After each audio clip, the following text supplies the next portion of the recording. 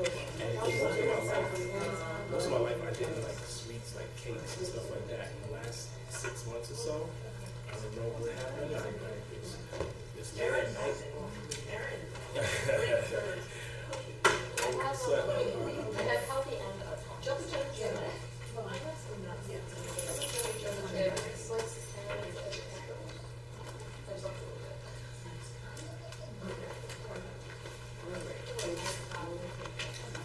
We'll get to that.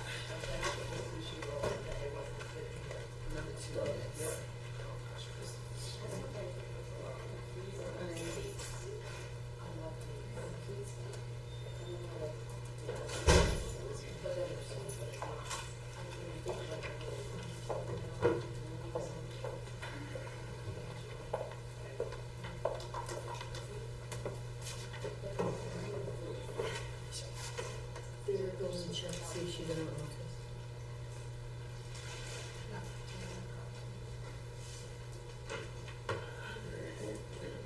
She's not answering her phone. Okay. All right. It's 6:38 p.m. Tuesday, May 7th, 2024. We are now going to call this meeting to order. I'm sorry, Steve, you ready? Yep. I should ask you first. If everyone could please rise for the Pledge of Allegiance. The flag is over here to your right. I pledge allegiance to the flag of the United States of America and to the republic for which it stands, one nation, under God, indivisible, with liberty and justice for all. Thank you very much. The first item on our agenda is D1. We're going to open our public hearing for the 2024-2025 Greenburgh Central School District budget. I'm going to turn the meeting over to you, Ms. Raymond. thank you, trustee. Do you need to use the screen behind you? Yes, please.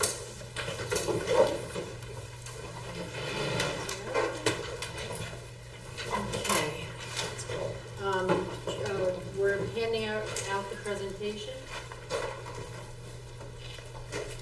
So this is the 2024 budget hearing for the vote that will happen on May 21st. So the property tax cap limits the amount a school district can increase the tax levy, which would be the total amount of property taxes that are billed, to the lower of 2% or the rate of inflation, which for this year inflation was 4.12%. We begin with the prior year's tax levy and adjust it by the growth factor, which represents construction and home improvement growth in our district. You then add back payments in lieu of taxes, also known as pilot payments, that companies pay for a tax break, and subtract the capital tax levy exclusion. The capital levy exclusions are what the district is liable for any capital construction. For the Greenburgh Central School District, we are liable for our portion of the Southern Westchester BOCES capital expenditures.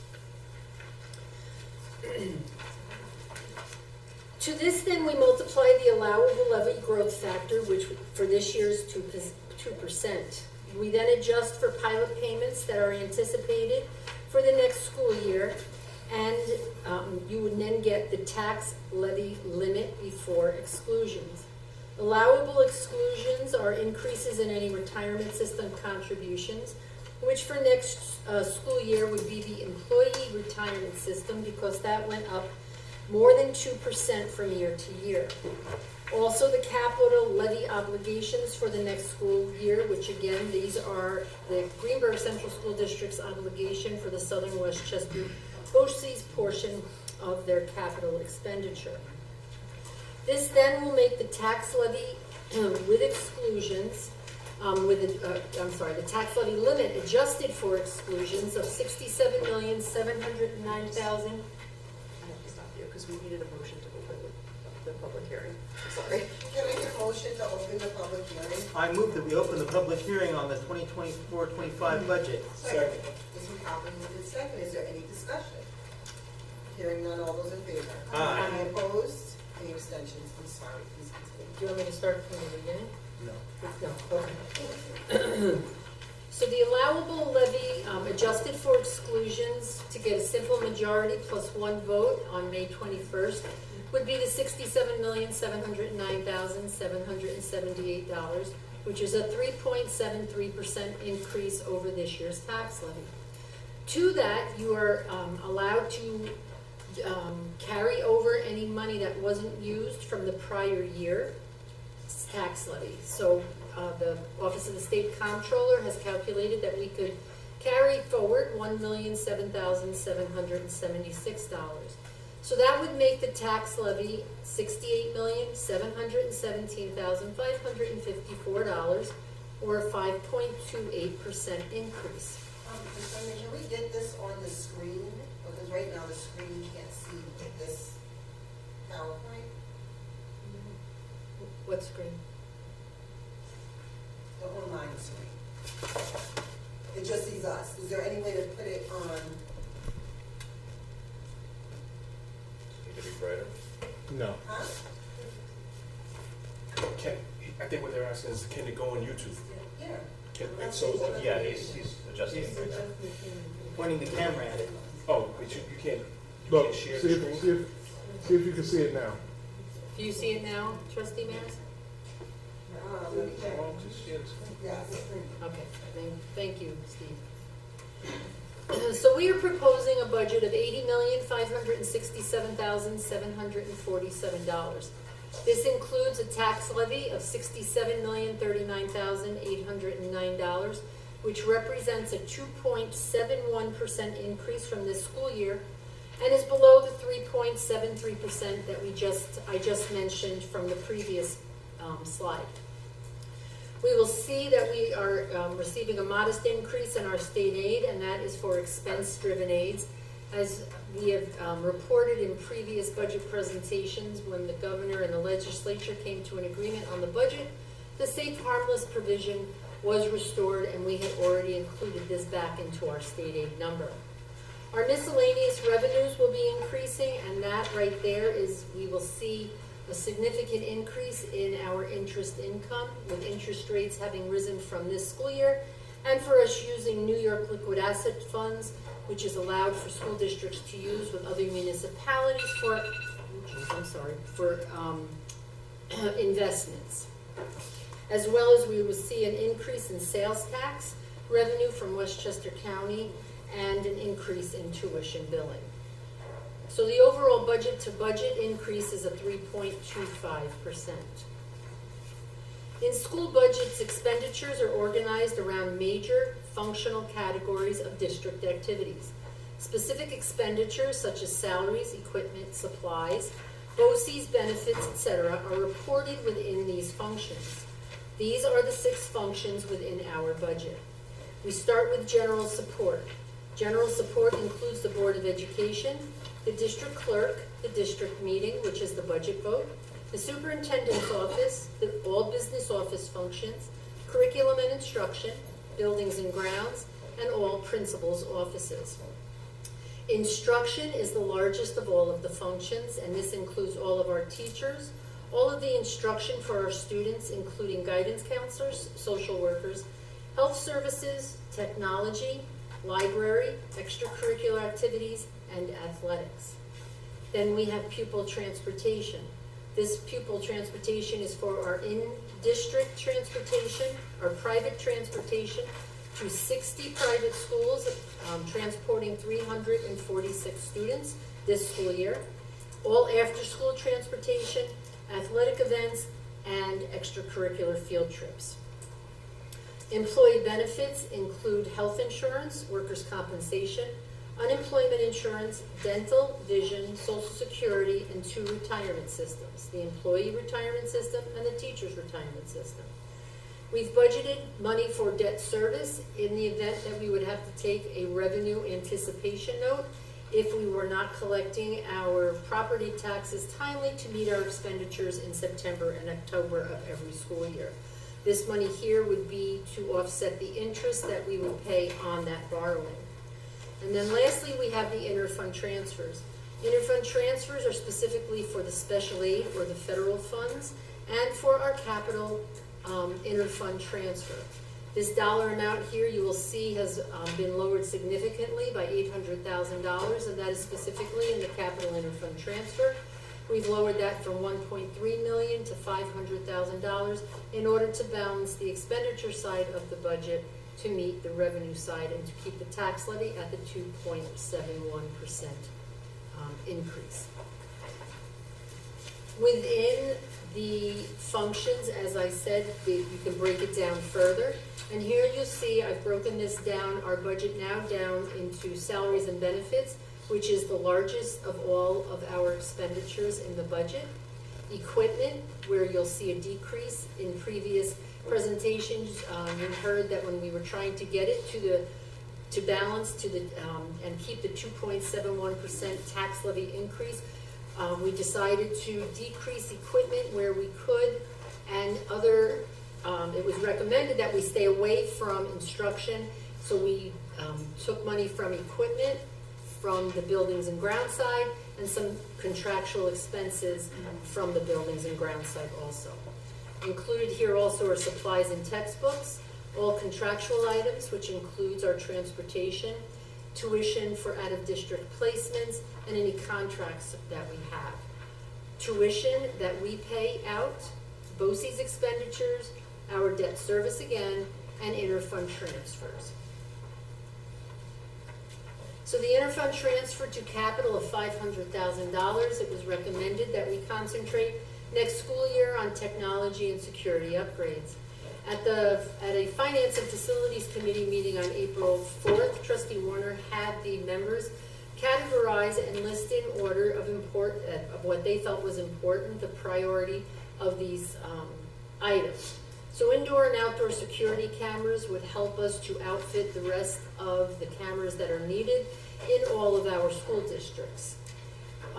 We would like to, and I've spoken about getting a repeater here at Woodlands Middle High School to increase the strength of our cell service and our communication with our in-school radios.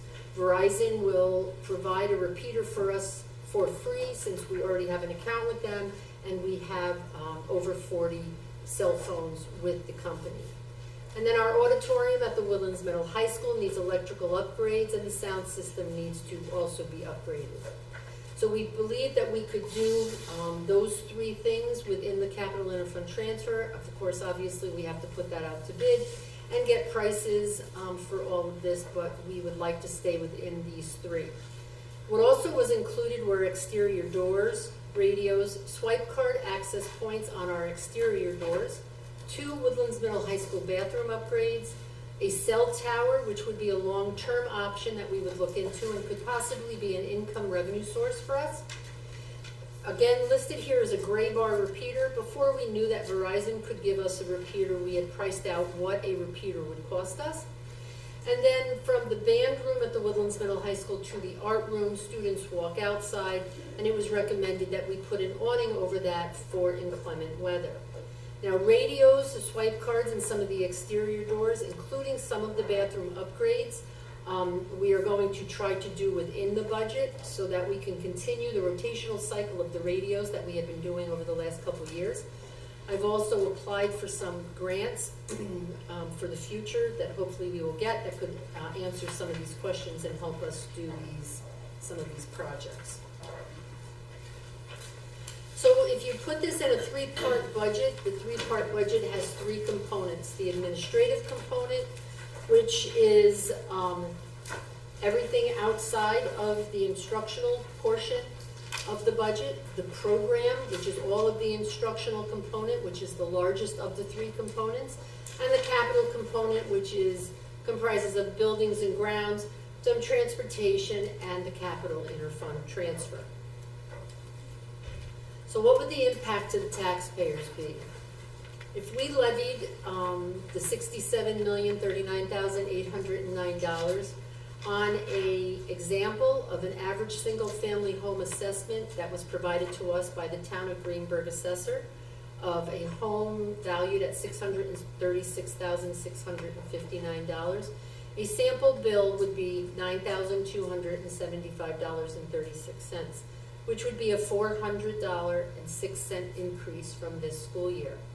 It was also recommended at a Finance and Facilities Committee meeting by one of the members who lives in a condominium complex that we should show a sample condominium assessment bill. So I used, condominiums are also assessed at 60% of the valuation, not 100% of their valuation. So on this example, it's a condominium that is valued at, for 24-25, $216,530, would see a $110.59 increase. So if the budget did not pass, the board has the option to put it up once again with the same budget or modify the budget. And if that went down, and/or they could go to a contingent budget. In a contingent budget, you cannot increase the tax levy any more than the last levy that was approved by the taxpayers, which would have been for this tax year, and that was $65,272,377. This would represent a decrease of $1,767,432. In a contingent budget, you have to remove any non-contingent items, which would include some equipment, any rental or lease of office equipment, any salary increases that are not covered by a collective bargaining agreement, and all capital interfund transfers. So a contingent budget would be $78,800,315. And as a reminder, the budget vote is May 21st at the Woodlands Middle High School Gymnasium from 7 a.m. to 9 p.m. And if anyone has any questions that they think of outside of tonight, you can contact me at budget@greenburghcsd.org. Thank you. Thank you, Ms. Raymond. Trustees have any questions or comments? I did have a question, or a couple of questions, Ms. Raymond. Can you give me an example of a salary increase that would not be covered by collective bargaining? Confidential employees. For example, okay.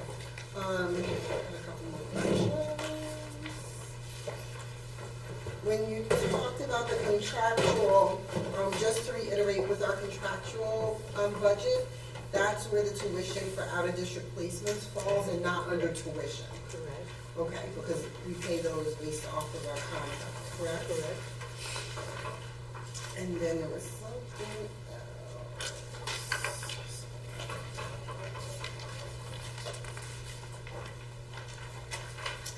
for instruction, you mentioned guidance counselors and social workers. Where do the rest of the PPS staff fall? Is that That all is all under under there. instruction, or Yes. that is Yes. under some other Nope, that's all contractual under or instruction. anything? Correct, yes.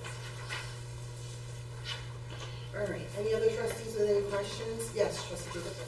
I just have a comment. I just want to thank you for adding the condominium assessment in. I think that's something that shows more information, and the better informed people are, the better we are. So thank you.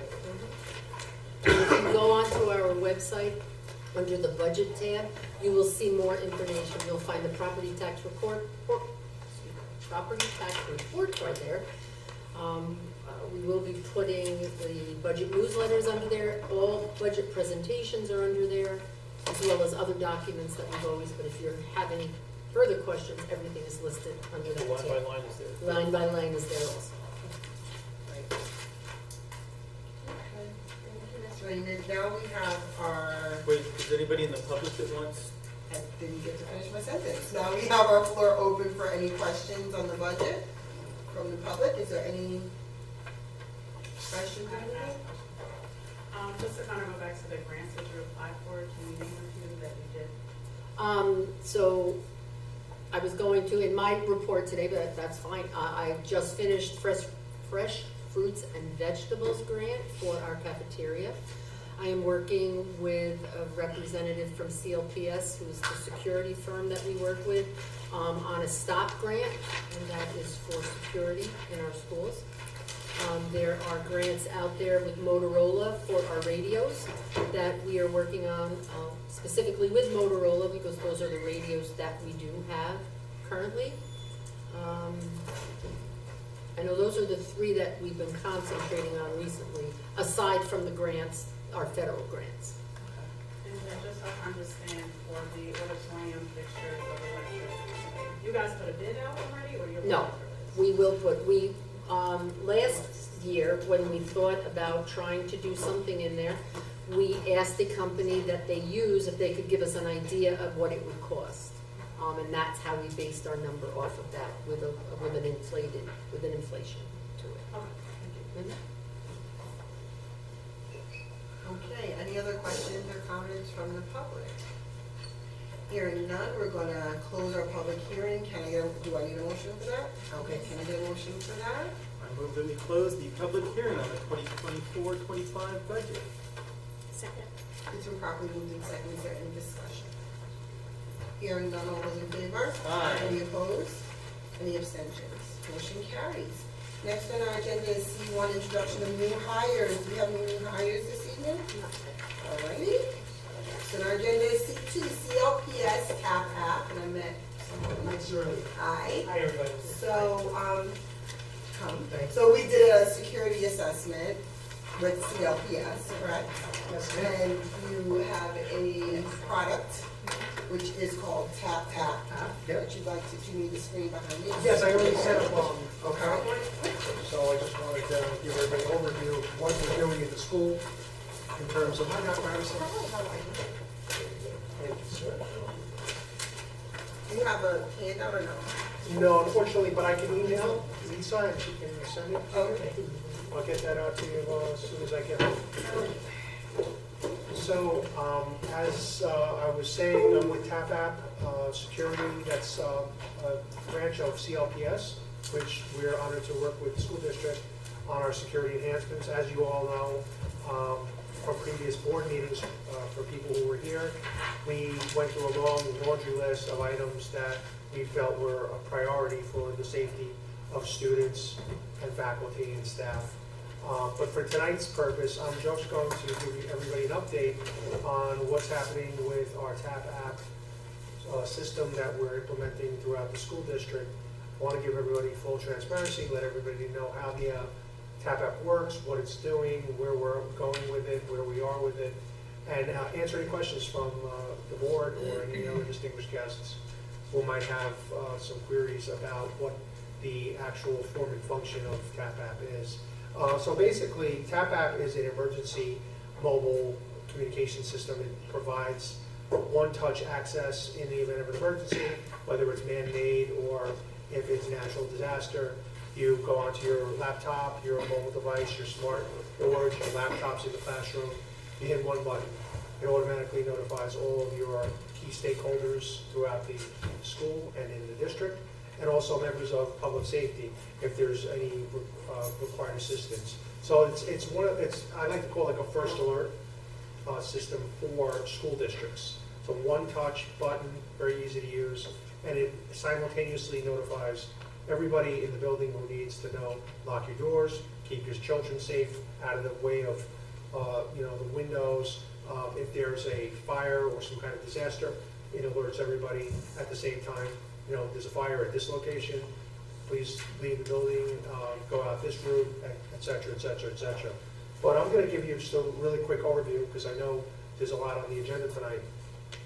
As we all know, most schools and hospitals and houses of worship do not have adequate crisis communications. They might have one phone that's hard to get to in an emergency. They might have mobile devices that might not be working if there is some type of natural disaster.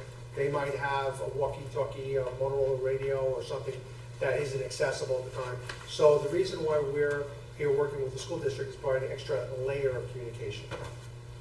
And it's important to know why we need this. It's not only for unilateral communications, one way to A to B points. It's throughout simultaneous, oops, sorry, I don't know if I did something, but it's a simultaneous communication across all platforms. So if you have an emergency in one classroom and one teacher is able to use their cell phone, they can only connect to one person on the other phone, on the other line, which is 911 or a dispatcher or a security representative.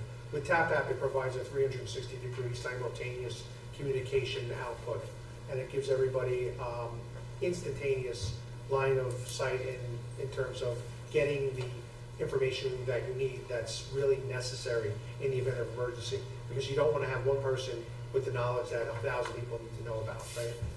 It also provides after-action reports. So if there's any training and drilling that we're doing for the school district, we can provide action reports to show what was the actual response time, where was the threat, what was actually conducted, et cetera, et cetera, et cetera. And that's generated for accountability. So basically, the answer that we provided is, of course, Tap App. It's a mobile device. It goes on your smartphones, whether it's Apple or it's Android. It goes on your laptops, your mobile devices.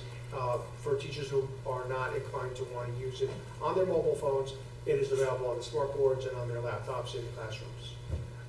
It reduces risk and enhances safety, and it's 21st century mobile application technology. It's encrypted to the highest standards that security can provide, and it also is cloud-based, so it doesn't reside on an actual computer. It's internet-based, so you don't have to worry about one device failing the whole system. I was saying before, it's a solution for real-time protective emergency alerts, instant two-way alert system, so it has an ability for a faculty member or a teacher or a staff member to actually communicate through a mobile walkie-talkie type of application in the device. And it also has quick emergency responder access. So it provides information when needed and when the appropriate time and place is necessary. It will actually alert the law enforcement or EMS or fire if there's any type of emergency on that front. It generates accurate, detailed after-action reports, as I was saying. And training is another big thing that we do. So at CLPS, we believe not only in providing the equipment and the technology, but also working with the building level safety teams to get them up to speed. And that's what I'm tasked with right now. I'm the risk manager at CLPS.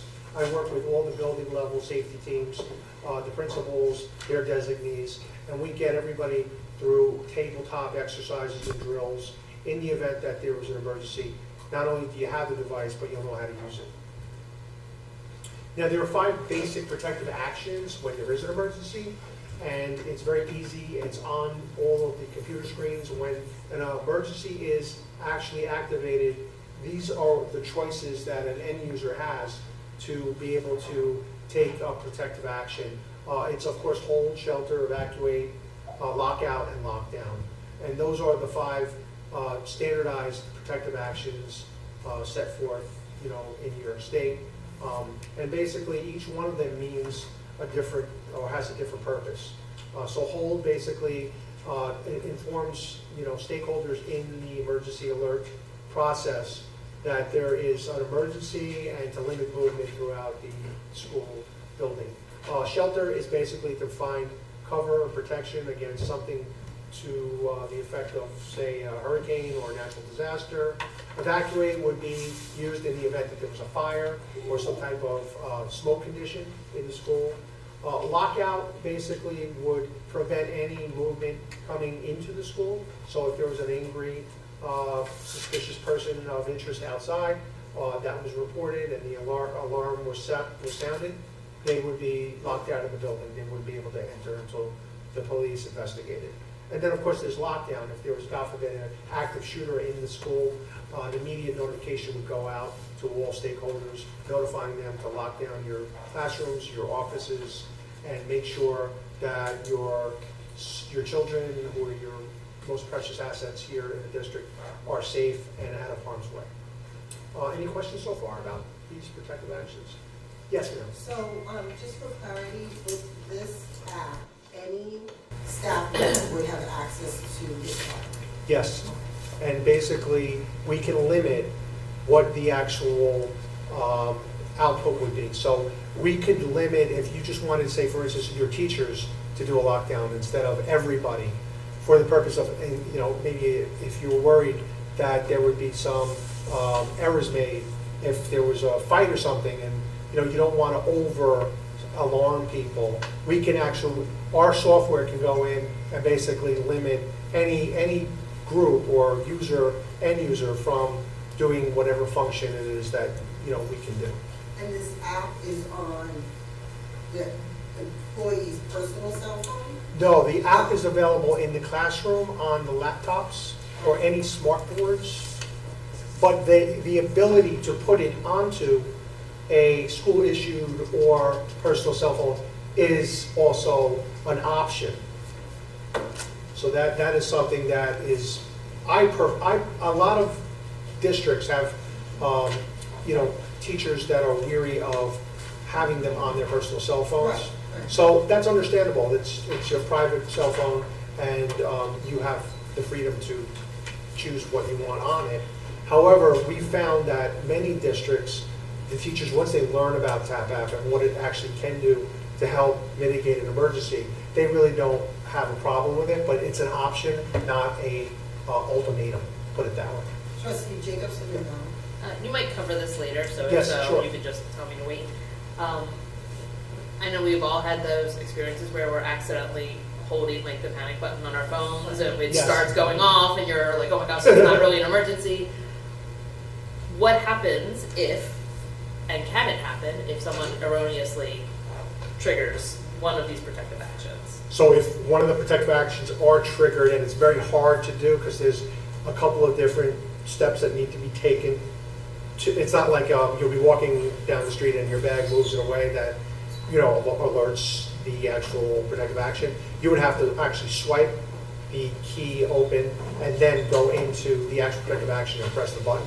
We've had maybe 1% of that, of the time that happened. If that did happen, all the faculty member or staff would have to do is cancel the alert.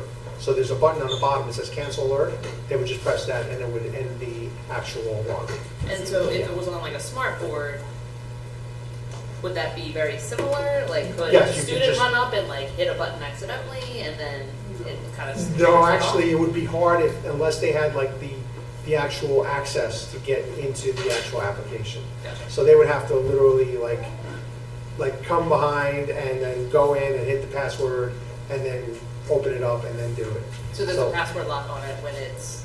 On the in classroom? computers, on the laptops and things, yeah. Gotcha. Trustee Donnelly and then Thomas. So I apologize, my questions aren't really for the screen, but. Sure. could you No possibly problem. ask me- I'm here. Okay, you talked about teachers not wanting on their phones, I get that. What kind of permissions does the app take as far as access on your phone data? So there's absolutely zero privacy issues in terms of when that app runs, it runs independent of anything else in the phone. There's no spyware, there's no tracking. Is it gonna ask me to give permission to access my contacts, It my will- photos, no. et cetera, et cetera? It will not. It will not. It will only run when you activate it, okay? It will only geolocate when it's activated. So for instance, if there is a real-time emergency, the best practices we've always found to be very valuable is to have first responders and other colleagues know where you are. So the phone actually activates the geolocation only when the app is open, not when it's off, or if you're, out on a Saturday night, out to dinner with your family. It's going to only work when you actually open that app. I have two other questions. Sure. One, at this building, in this campus particularly, we do have a Wi-Fi issue, which we're hoping to address through the installation of 1 or 2 repeaters. But until then, let's say it's loaded onto district devices, that's not an issue because they're connected to the district Wi-Fi. Right.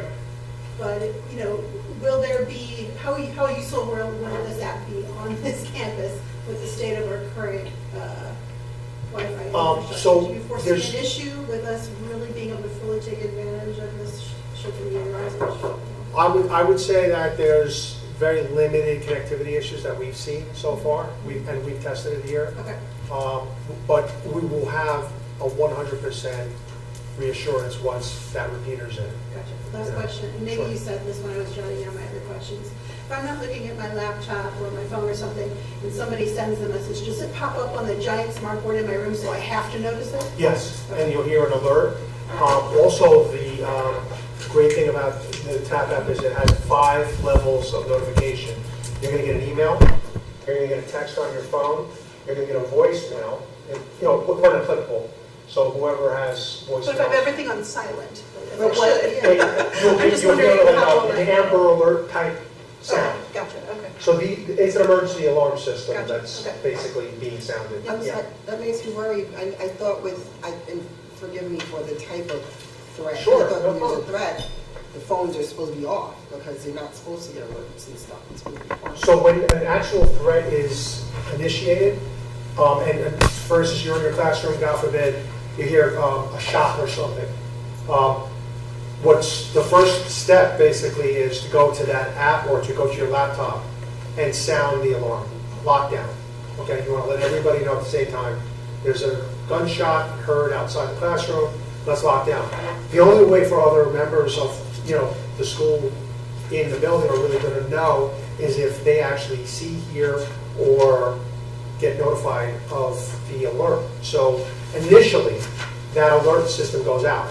You'll hear a tone, a loud tone, telling people, hey, there's an alert being sent out by TAP app.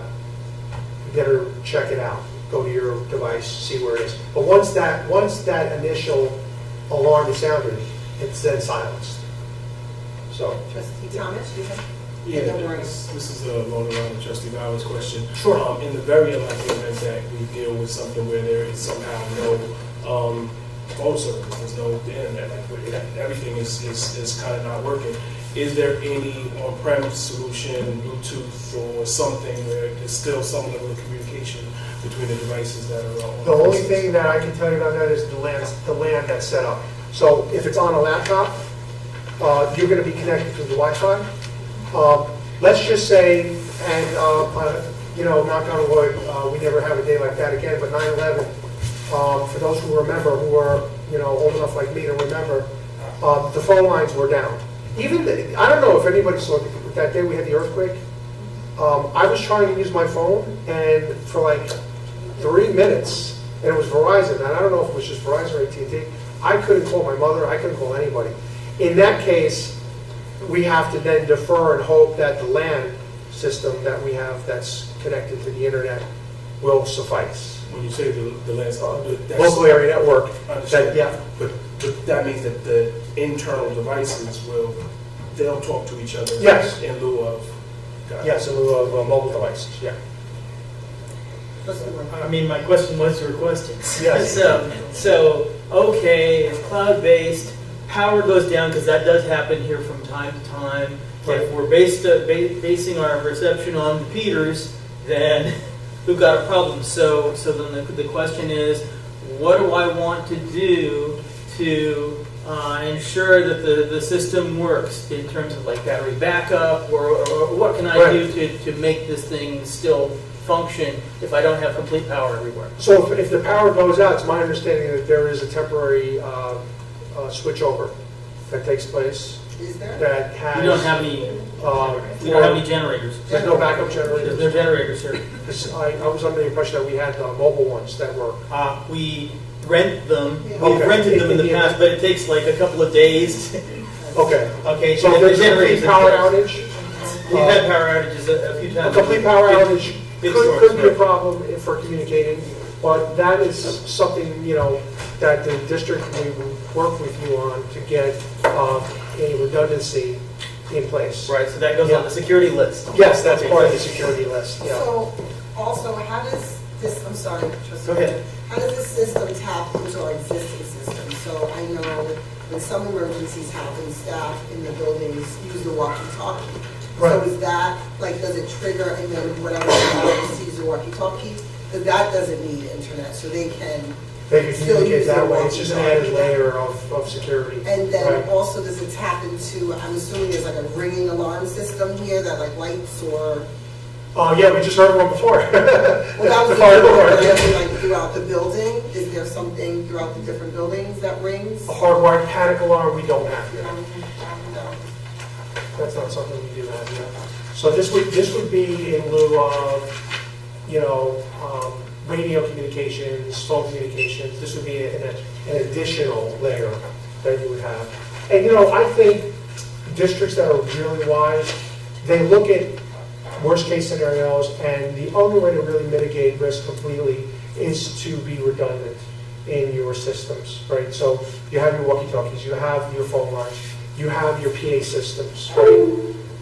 Now you have an added tool with the tap app.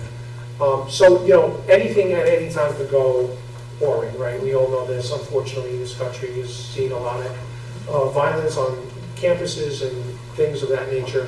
What we can't do is guarantee that we're going to be 100% safe all of the time. That's just not reality.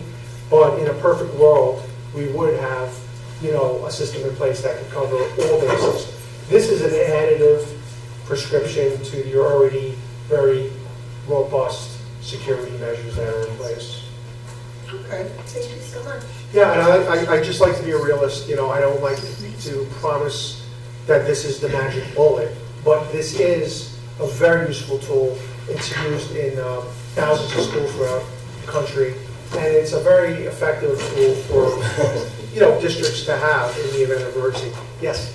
Along the lines of the evacuate, so like, I agree with you, the redundancy is important.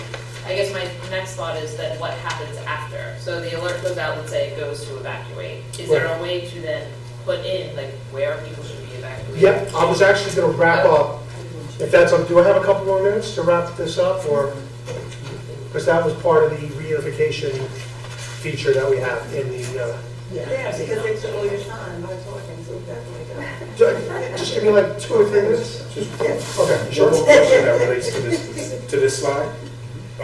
Oh, yes. To the last slide. When the people, whoever it is that's deciding hold shelter, evacuate, lock out, we're gonna have a training process so Yes. that everybody knows when to pick which one? Absolutely, yeah, and that's what I'm doing now with the building level safety teams. So we started with them, we trickle down to the larger audience. But I just wanted to keep everybody informed, and the board and members here, what's going on with that. And so basically, this is the process that takes place.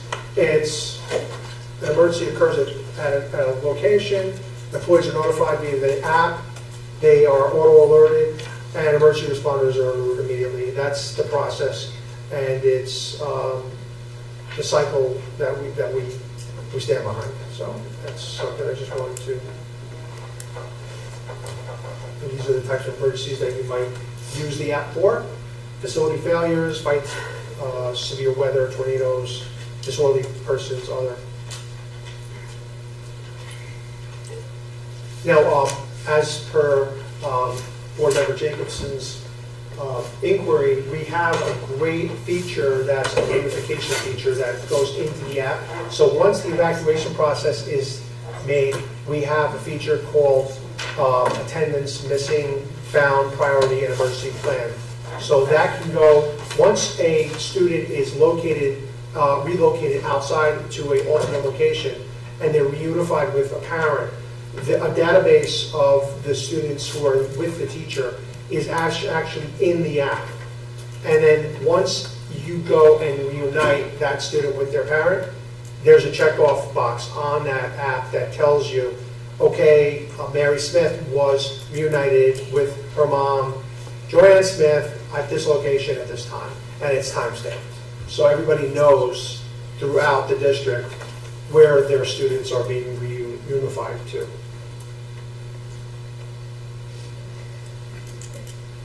Oh, yes. Can first responders push a lockout, or is that all?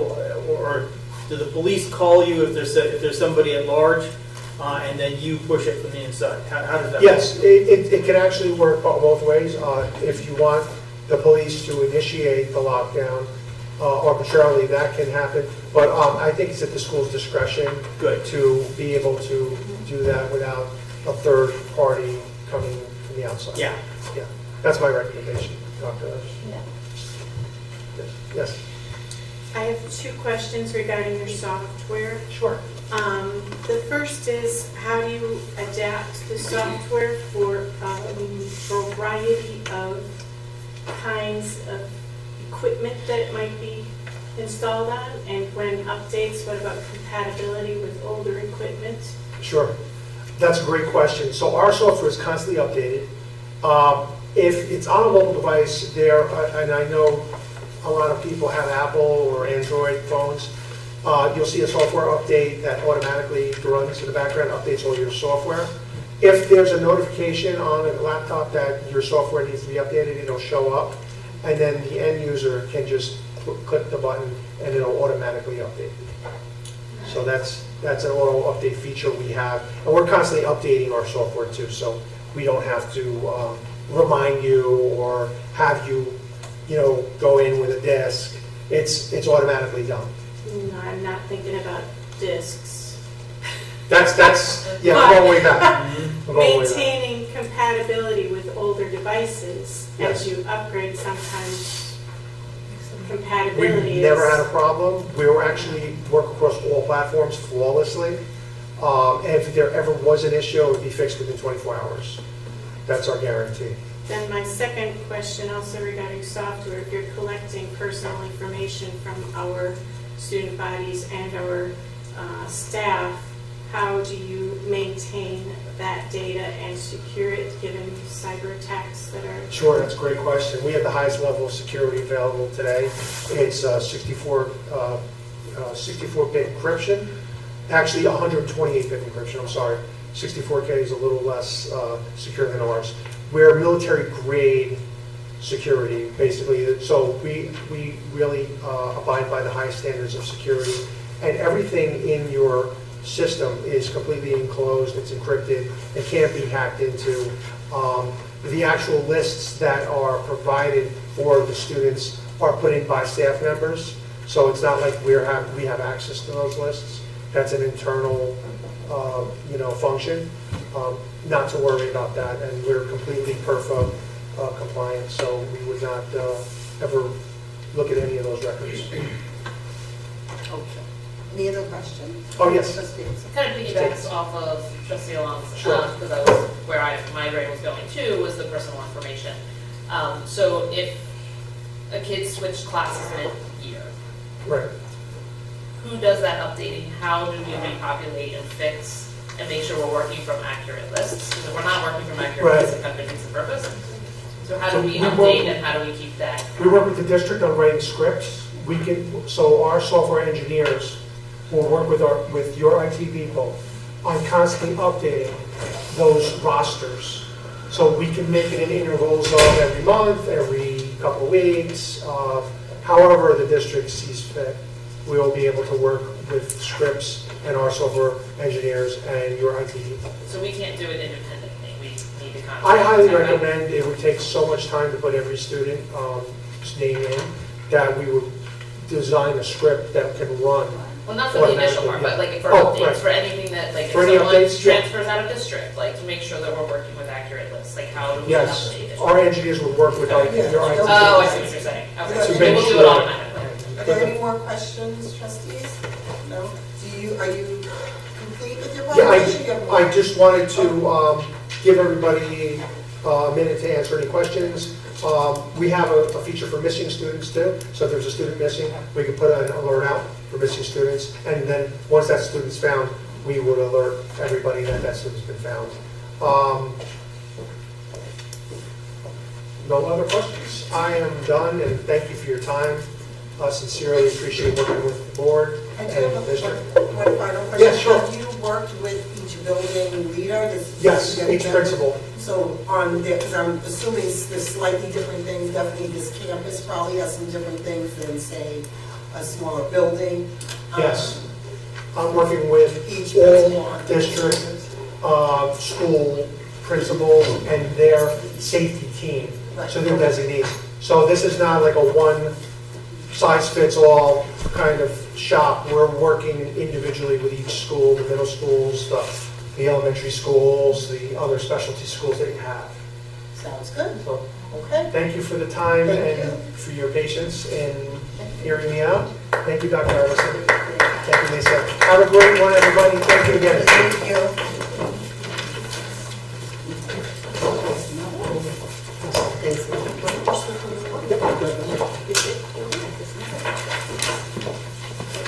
The only other question I have, Ms. Raymond, which isn't really a question, just from being on the security committee, but I think they're putting it to let the rest of the board know the cost for the TAP ask.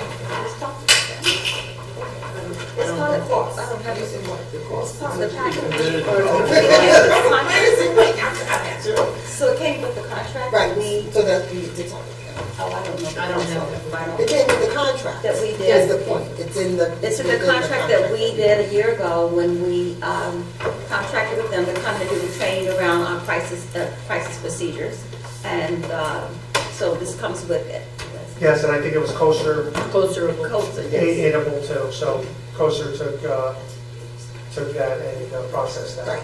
Yeah. So yes. This is not an additional It's in charge. the act. Additional charge. It's Thank you. it's part of the package already. Yes. Nobody's paying That's what I'm extra trying money. to get to. Okay, thank you so much. Thank you. Next item. Next item on the agenda is our policy review. So, Trustee Allen, do you want to take this part of the agenda? First, we have probation and tenure.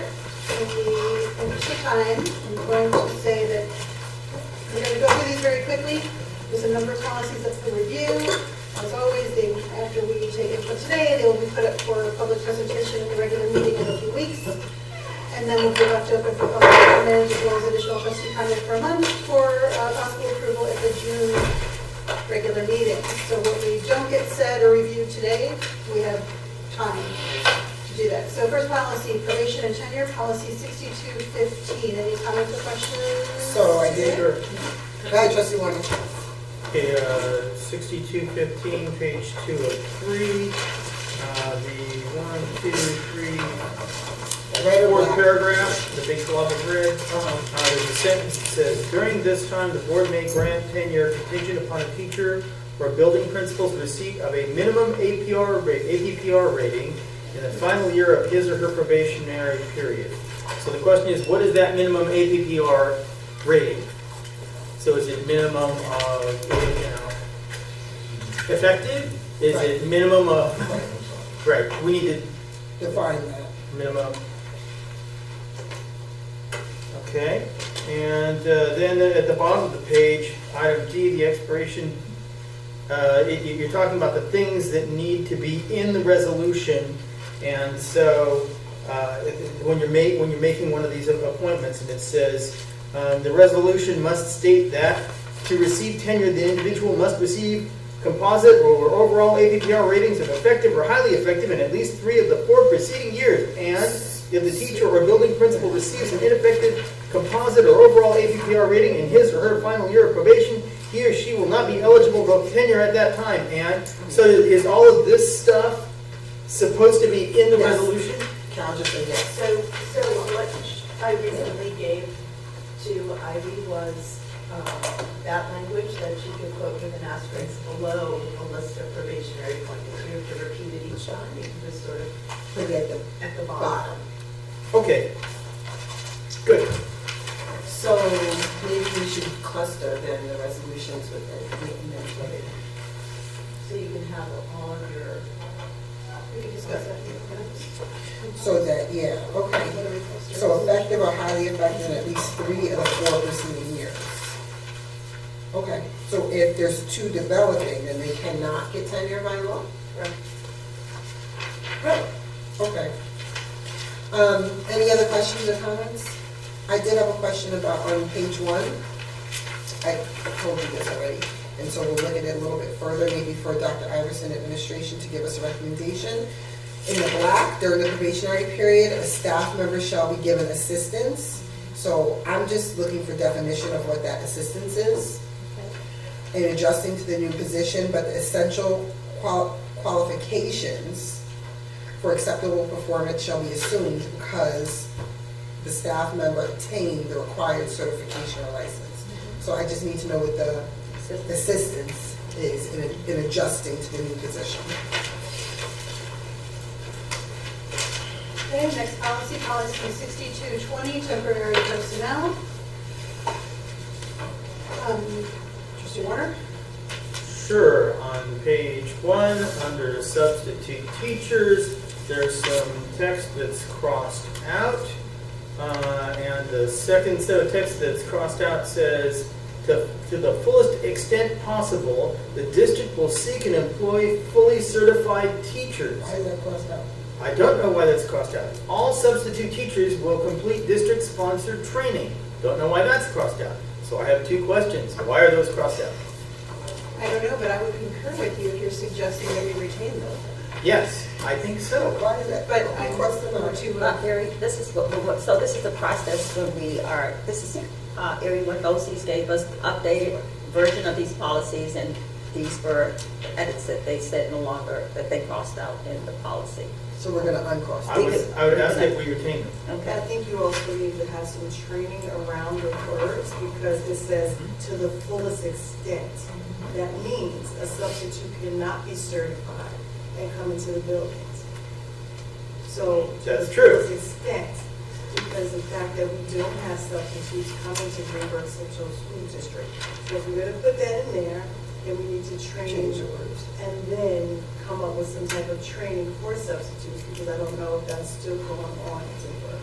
Just as a point of clarification, we have approved one or two substitutes this year, correct me if I'm wrong, Dr. Micheluzzo, who aren't fully certified, either they're working towards it or they've been approved to, And going for that, forward, for that coverage, right? and going on a new school year and going forward, it still needs to, that language needs to be. Maybe we could have like a Store. substitute training thing. Define training. So I have here, It's, Trustee, Thomas? I mean, my question was, is, and I guess I'm curious from administration, what do we know about the idea that a substitute needs to be certified?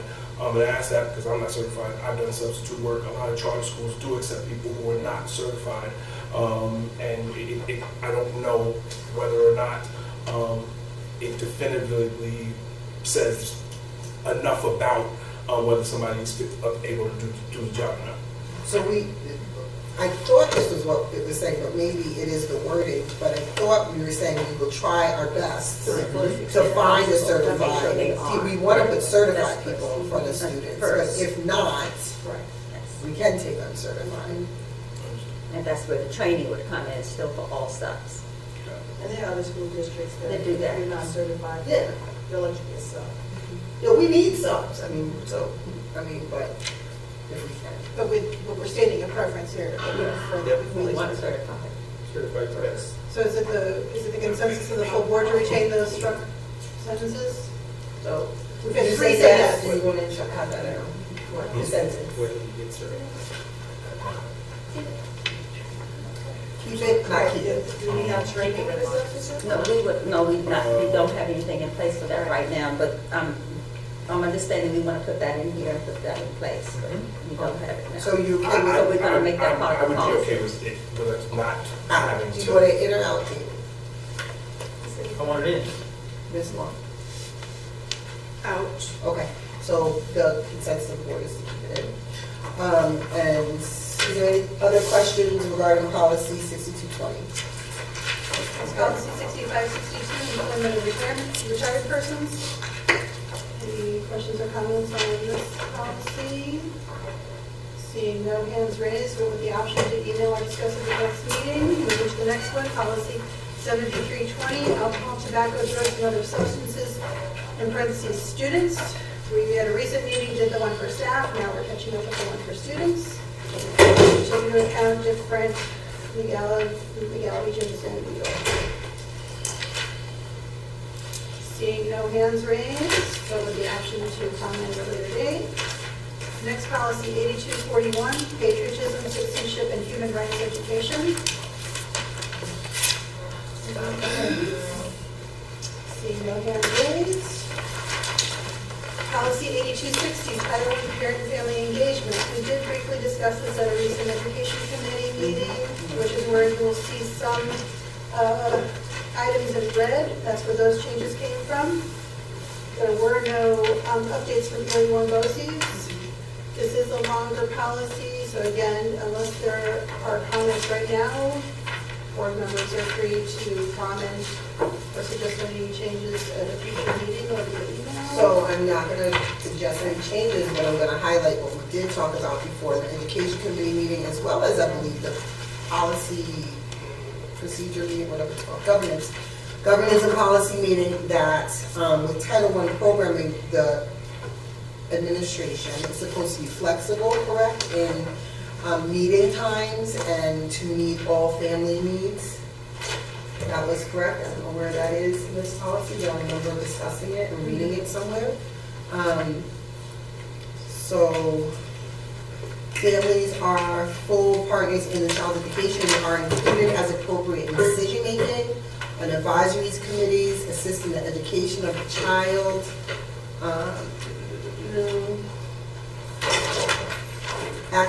Engagement programs, activities, procedures have full opportunities for the participation of parents who are economically disadvantaged, have limited English proficiency, have disabilities, are of any racial or ethnic minority background, or are parents of migratory children.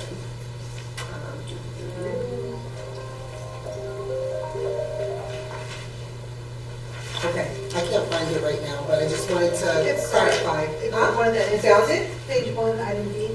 Item B, that the district, the building level, each building level plan shall offer flexibility in scheduling meetings, may provide transportation, childcare, or home visits related to parent and family member engagement using Title I funds. So, okay, just wanted to clarify that. Okay, next policy, last policy, 8280, instruction for English language learner. English. Thank you. Seeing no hands raised. Sure. We're done with this. I do have a question. Does this encompass what we talked about in the education committee, which was that we have to start looking at dual languaging? Is that in here somewhere? Because there was like a threshold number percentage, right? And then we have the, huh? Yeah. Although honestly, the subvert the state requirement to do that, this covers more how we would do that. Okay. Anyone have any questions, comments, or concerns? When's the next committee meeting? Since we're doing committee reports now, Well, that's the governance and policy committee will meet on May 13th, which is next Monday, at, let's say 5. Let me confirm. Yes, it's 5 o'clock here in the Innovation Lab. I will also state, as part of committee reports, that the audit committee will be meeting soon and is still looking for 1 to 2 members of the public. If you're interested in joining that committee, please contact me, cvalin@greenburghcsd.org. C, V as in Victor, ALIN @greenburghcsd.org. What's the commitment for the audit committee?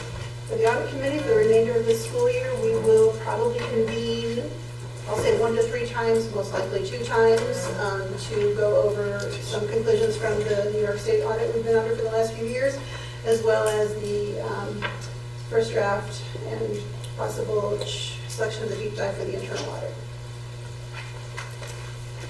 So how many more committee meetings? 1 to 3. Okay. Any other committee reports? Trustee Warner. The Finance and Facilities Committee met on 5/2/24 outside the entrance to Woodlands at 6:30 p.m. For the first hour of the meeting, we toured Woodlands and the outside of the administration building. This included the Woodlands security vestibule, the mansion roof, the outside only, electrical panels to be replaced backstage in the Woodlands auditorium. The route between the breezeway and the art wing, where buzzers and cameras are now installed on doors at both ends of the route. Science labs on the 2nd and 3rd floors, which are badly in need of renovation. After the tour, we convened in Woodlands Innovation Lab at 7:30 p.m., and those who couldn't make it to the tour in person joined us via Zoom.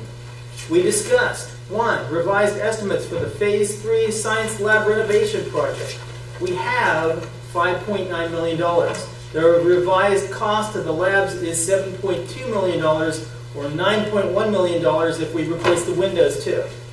Cost increase is driven by radiant heat system upgrades for about $1.5 million. Our options are do the entire project using the $5.9 million, some end of year fund balance, and a small bond, or develop reduced cost options that would not require a bond. BBS will look at the heating system in more depth and develop revised cost options for our next FinFact meeting.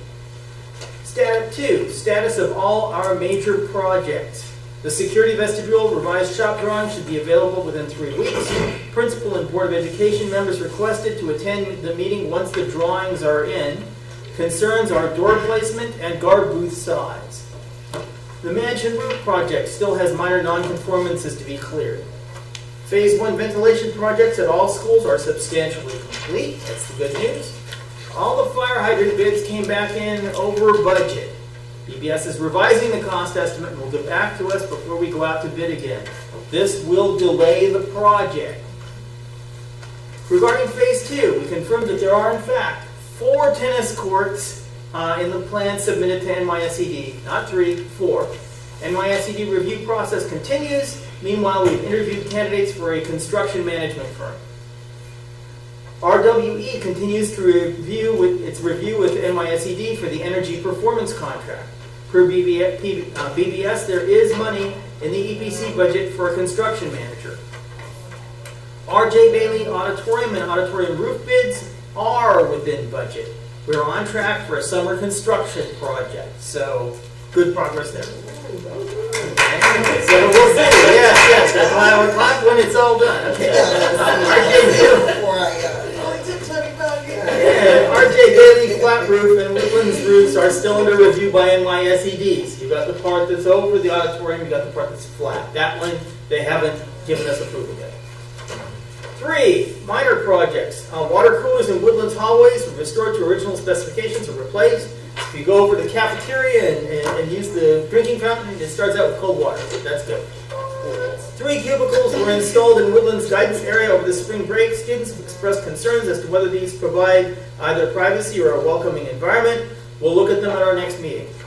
Door camera and buzzer installed at Woodlands Art Wing door. We already talked about that. The Teacher Center, there's a Ring camera installed, like a Ring doorbell. Camera was installed at the front door. 4, on the finance side, you've already heard a presentation and conducted a hearing on our upcoming budget, so I'm going to skip that part. The budget newsletters go to the printers, being mailed to all households. Dr. Iverson and Ms. Raymond held 4 budget presentations on May 2nd to various community groups, civic associations, faith-based organizations. Ms. Raymond and Dr. Iverson were invited to High Point on Wednesday, May 8th to give a presentation and are also reaching out to Stone Oaks. The Dormitory Authority, number 5, has approved the $175,000 we obtained through Assemblywoman Mary Jane Shimsky's office for a science lab gas line and eye wash stations. It is now being submitted to NYS for approval. 6, we are seeking community volunteers to serve on the audit committee. We already heard that. Okay. 7, our treasurer has drawn down 90 to 95% of the funds from the American Rescue Plan, which financed programs to compensate for COVID-19 learning loss and for Phase 1 ventilation. 8, Dr. Carol Allen of Saving Greenburgh Coalition reported the town of Greenburgh is seeking legal standing regarding our exclusion from reforms to the Village Incorporation Law. This affects potential incorporation of Edgemont as a village. She indicated that former Assemblyman Tom Abenanti is running against current Assemblywoman Mary Jane Shemsky, and that if elected, Abenanti has promised to attempt to remove the exclusion from the laws. The next meeting of the Finance and Facilities Committee is Thursday, June 20th at 6:30 p.m. at Woodlands Innovation Lab. Thank you. Any other committee meetings? Yes, Trustee Long.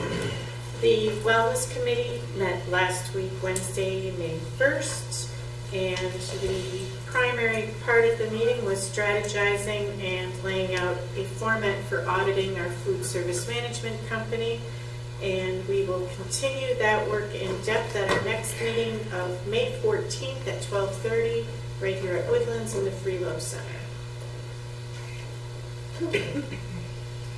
Which day? I'm sorry. May 14th, Tuesday. Okay. Any other committee reports? No? I guess. Just wanted to mention that the next CEC meeting is on May 29th. at 7 p.m. That will be held via Zoom. And I'm looking for one more judge for the Nettie Jackson Extra Mile Award. And the last date to submit for nominations is the 15th. So I know you guys know some people May who have done. 15th. What? May, you said the 15th, is it May 15th? Yes, May 15th. Yeah, I know you guys know people who have done some incredible things for the district, so, please do get me the nominations at jthomas@greenburgcsd.org. That's jthomas@csd.org, because on the 15th, we're going to start the judging process. Do we have nominations? I do. You have, okay, good. Okay. Any other committee reports, updates?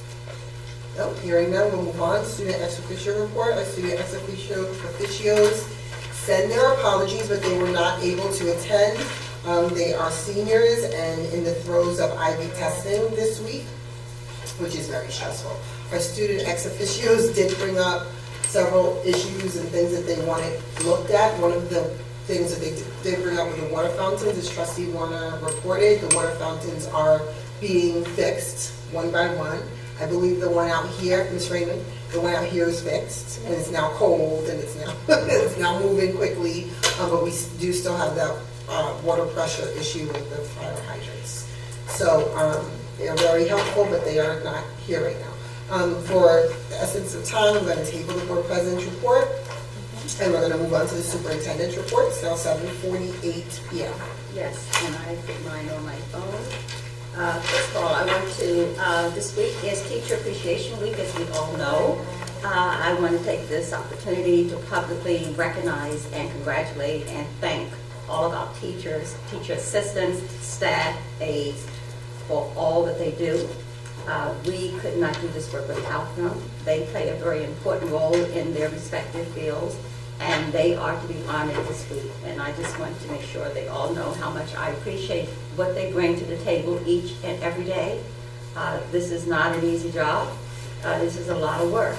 And we have very passionate, very committed, very dedicated people, very talented, very exceptional people who work here. And they work here because they're committed and love it here. And so I want to let them all know how much I appreciate working with them and look forward to the year to come. So happy Teacher Appreciation Week. We are celebrating and eating every day. We have more food coming in tomorrow. So we are throwing the carbs out of the window this week. So here are my other notes I want to share if you give me a minute. So I do want to start on a serious note and point out that this week started with the district recognizing Holocaust Remembrance Day. It's important that our students learn about the Holocaust and the millions of Jewish people and others who perished on that catastrophe. On Monday, our R.J. Bailey students had the wonderful opportunity to hear from and engage with best-selling author Jason Reynolds. I had the extreme pleasure and privilege of meeting Mr. Reynolds.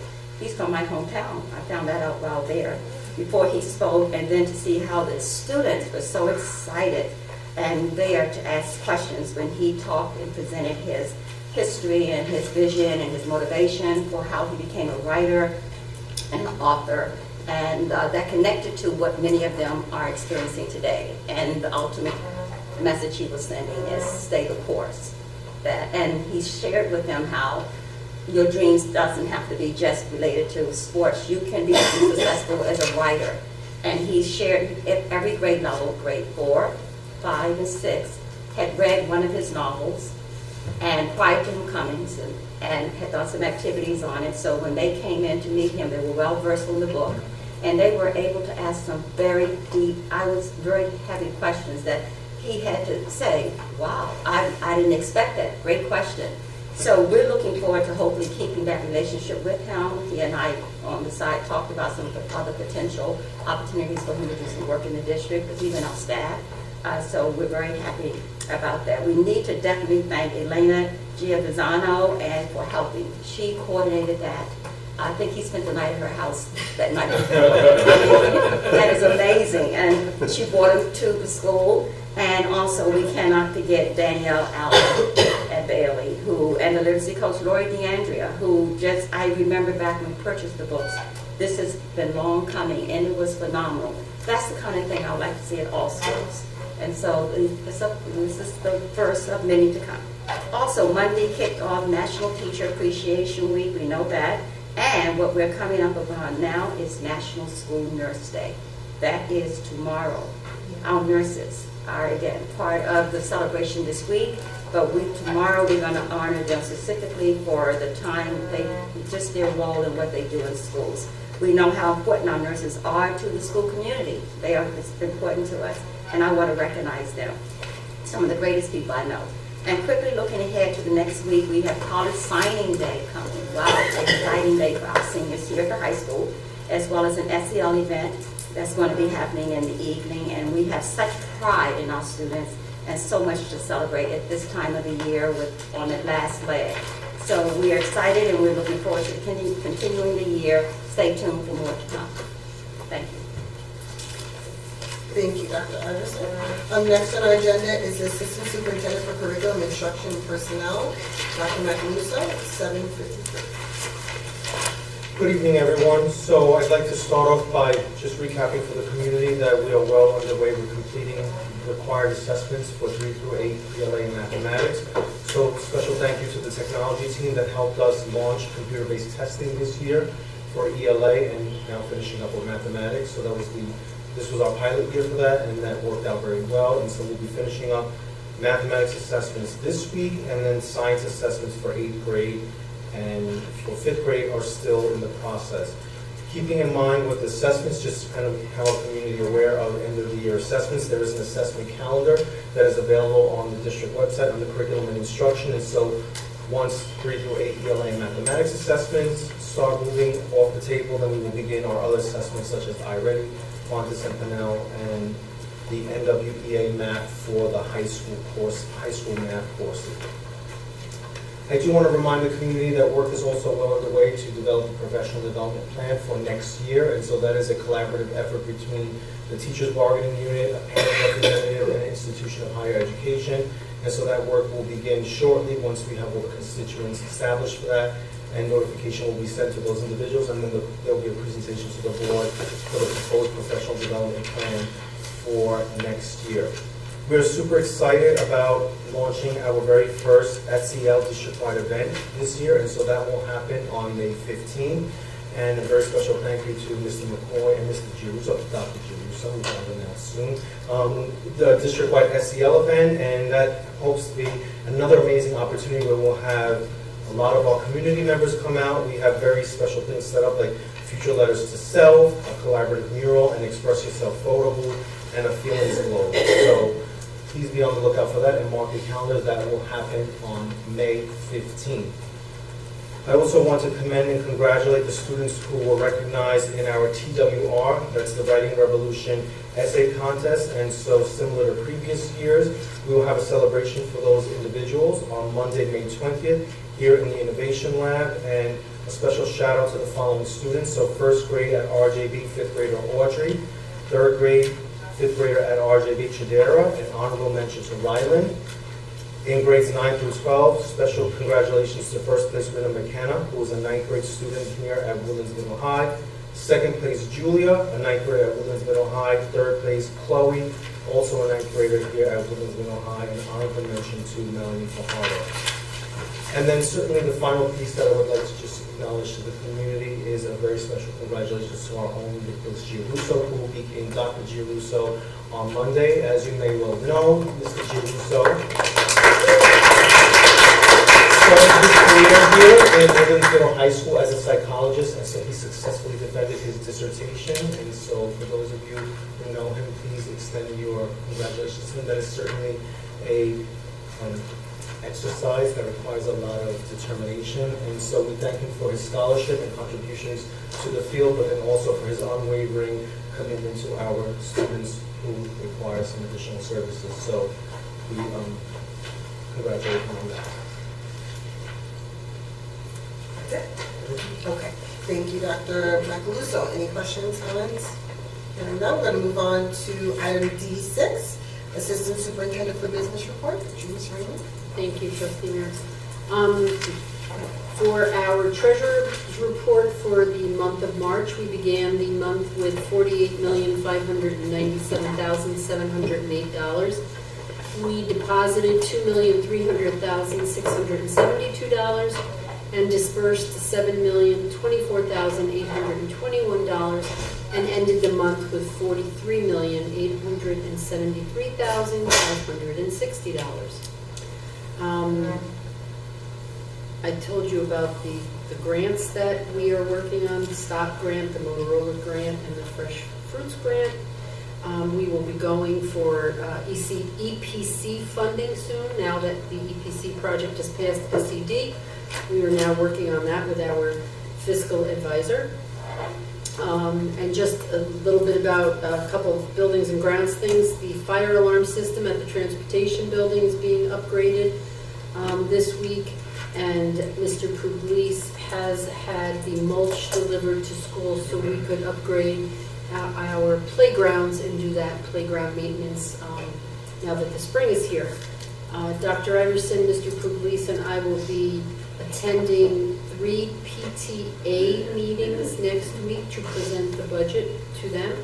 And we will be working on a budget video with Mr. Lewis to get that on our webpage and our TV station. And tomorrow, Dr. Iverson, Mr. Pugliese, and I are going to High Point for a presentation on our budget to those community members. Ms. Raymond, you talked about the mulch at RJ Bailey. It's at all schools. So, wonderful. So, does that mean though that all schools cannot use their playgrounds? No, they can still use it, but they will be not replacing it, but Right, is it happening after school? It's, that's a good question. But it shouldn't happen during. It shouldn't school happen if during they're school. playing. So during school, at Bailey, the kids were not allowed to use the playground since Friday. So I just wanted to make sure that if this is happening at all schools, that kids can still at least use the playground and have some fun. I'll have to check with Mr. Pugliese. And then I wanted to thank you guys for moving that truck, because remember, I was concerned about the pickup truck, or, not pickup truck, what is it called? Bulldozer. What was it? Bulldozer truck thing that was there. It looks like it was moved out of the way, which was good, so that maybe the kids at RG Bailey can have access to the field there. There's something else you mentioned. We're gonna have the signing on the morning of the SEL event, I guess, earlier in the day. So that's gonna be taped as well. It sounds like Dr. Matthews has a whole promotion thing going for the SEL event, which is great. But what about our college signing and our students that are finishing school? Hi, Mr. Smith. So we're gonna have a whole, Mr. Smith can't coordinate, that's why I'm bringing it up to you guys, so, but. It's in the afternoon. It is. The signing is the last few periods of the day, correct? Yes. Okay, so it's the last few periods of the day. Is it open to everyone or not? As in senior parents, yes. Okay, wonderful. But it's open to senior parents. We're gonna have technology support. Yes, Yes. Mr. Lewis? Yes. Yes. Yes. Yes. Wonderful. Yes. Okay, great. Is there anything else, any other questions, comments, or concerns? Hearing none, the time is now 8 p.m. and we have public comments. And today we have public commenters. We have two. First, we have Samantha Ives.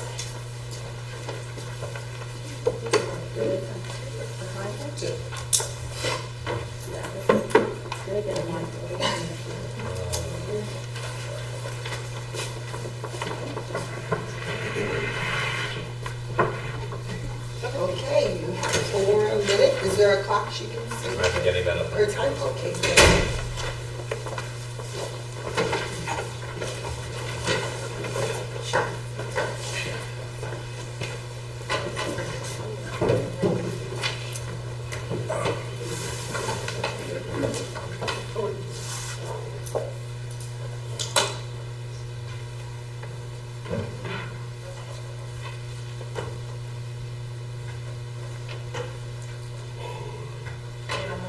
When you start speaking, start.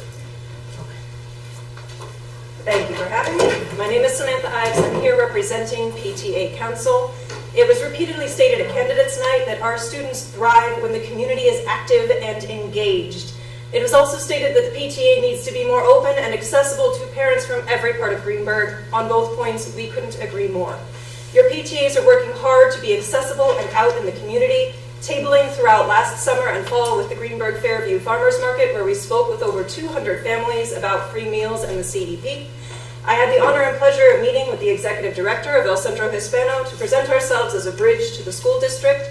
We were honored to be invited to a meeting of the Westchester Black Women's Caucus, where we not only advocated for voter turnout for the bond this fall, but also met Ms. Sabrina Francis, an opera singer who has since held an assembly with R.J. Bailey students hosted by the RJB PTA, and where we met our new town clerk, Ms. Lisa Marie Nero, who is now a valuable member of the district's Diversity, Equity, and Inclusion Committee.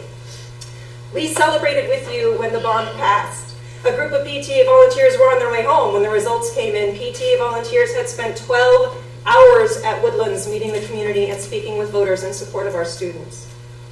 There was a concern last week that PTAs have not spoken to the board. I invite anyone concerned to revisit past Community Engagement Committee meetings where we regularly share PTA initiatives with the board and community. I also thank our board liaisons who attend PTA meetings and collaborate on those initiatives, and I hope report back on our work. I'm happy to say this board hasn't had to hear much hard advocacy from us this year. Our hard advocacy, gathering as a group to demand change at the highest levels, has been directed to our state legislators. We are in repeated contact with Assemblymember Shimsky's office throughout Albany's budget process to fight for restored funding, which we won. Our PTA Council also joined our regional PTAs to meet with State Senator Andrea Stewart-Cousins' office to demand that funding. Here at home, we've been primarily focused on soft advocacy. Here's how that looks. PTA units host book fairs, or school stores, or meetings, and while caregivers gather to provide our students with opportunities, we discuss what's working, what isn't, what families need. Then PTA members connect each other to resources. Where we can't, unit leaders meet regularly with principals to collaborate on creative solutions or advocate for change. If something affects more than one school, our PTA council, comprised of unit leaders, meets with Dr. Iverson monthly. She is a receptive listener and an active collaborator. We have had hard conversations, and we have brought about change. For instance, parents on both sides of the debate around Chromebooks coming home with our youngest students presented their views to Dr. Iverson so that her team could make a fully informed decision with parent voices heard loud and clear.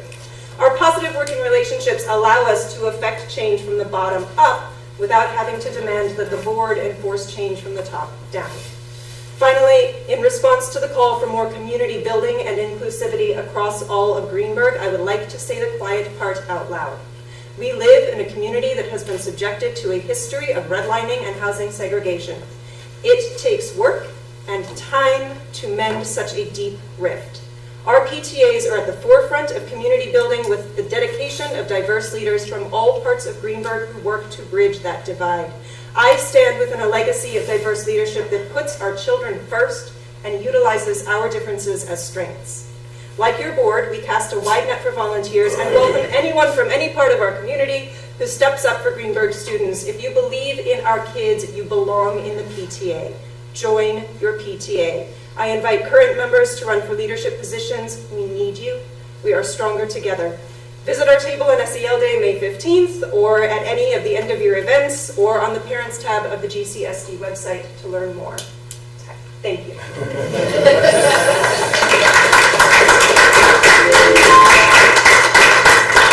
So our next speaker is Adonia Mans. Mrs. Mans, you have 3 different topics, which is fine. You just have to hit those in 4 minutes. Okay. Instead of 3 Alright. separate. I didn't know how it worked, but thank you. Okay. Yeah, we start with. Okay. Yeah. So the first thing I wanted to kind of go over or revisit was the policy involving the personal devices at school. I know you guys were talking about it at the last board meeting. My concern really is the usage of the cell phone. So unfortunately, I have a child that when he brings his phone to school, I'm getting phone calls to come and pick it up. So I'm mentioning that because, again, as you guys look at this policy, maybe we need to define personal devices a little bit more better. And I know just hearing the students speak, they kind of need their own devices because, you know, the current Chromebooks can't pull up the web pages that they need to to view, etc. And I don't know if you guys thought about this, but is there a way for IT maybe to restrict, I guess the web pages based on the student's age or the grade levels or the schools, as opposed to, again, just letting some kids come in with, cell phones to kind of get work done. Again, it causes a distraction to the class. I have emails about that. A distraction to the class interrupts instruction time, which interrupts everyone else's, education. So I just kind of want to throw that out there as you guys revisit the personal device policy and the code of conduct. In terms of the American Rescue Plan funding, I just heard we have 95% left. It'd be nice to know what monetary value that is, only because I've been doing research and there's other cities that use this money to assist with tutoring. And I mention that because there are students that are failing in our district, so I just wanted to kind of know, if we do have those additional resources left, if we can apply it to better tutoring for some students after school. Lastly, just wanted to update on the posting of the position for my brother's keeper. I was told in the email that it would be looked at in the future, but I think it'd be nice to kind of revisit that sooner than later, because again, it's one of those programs that I think some of our students need. So. Thank you. Okay. I'm gonna get an email. You will get an email. Okay, all right, thank you. Thank you so much. Ms. Raymond, could you provide that 95% left number? It's not 95% left, it's 95% spent. Thank you. sorry, Spent. spent. Okay, well, the 5% left number. Yeah. Maybe, yes. If I may, yes, Ms. Raymond, it's all spent, it's just 95% reimbursed already, right? 95 applied for, yes. We're waiting for, Correct. So do we have 5% left No, to spend? No. no, all money has been earmarked. Okay, so now, trustees, it looks like we're in executive session. Can I get a motion? What? I move that we adjourn to executive session to discuss the employment history of particular persons being considered for board action this evening and at the next meeting. Second. It's been properly moved in second. Any discussion? Trustee Valerie? Okay. Hearing none, all those in favor? Aye. Any opposed? Any abstentions? Motion carries. It's 3:08 p.m. We are now in executive session. Trustees, you will be upstairs in the principal's